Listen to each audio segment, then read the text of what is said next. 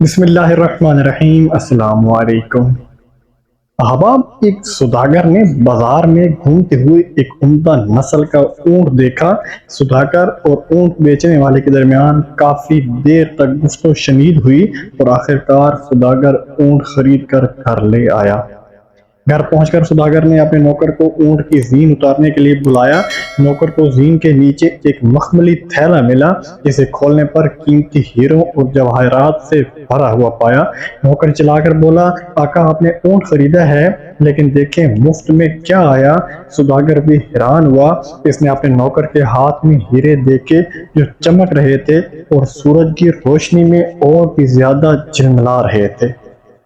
سوداگر نے کہا، میں نے اونٹ خریدے ہیں، ہیرے نہیں، مجھے انہیں فوراً واپس کر دینا چاہیے۔ نوکر دل میں سوچ رہا تھا کہ میرا آقا کتنا بے وقوف ہے۔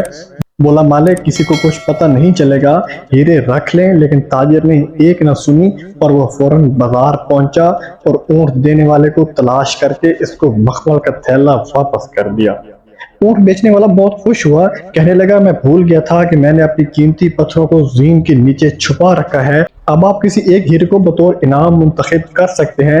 سوداگر نے کہا کہ میں نے اونٹ کی صحیح قیمت ادا کر دی ہے، اس لیے مجھے کسی شکریہ اور انعام کی ضرورت نہیں۔ سوداگر نے جتنا انکار کیا، اونٹ بیچنے والے نے اتنا ہی اصرار کیا۔ آخرکار تاجر مسکرایا اور کہا کہ حقیقت میں جب میں نے تھیلی واپس لینے کا فیصلہ کیا تو میں نے پہلے ہی 2 قیمتی ہیرے اپنے پاس رکھ لیے تھے۔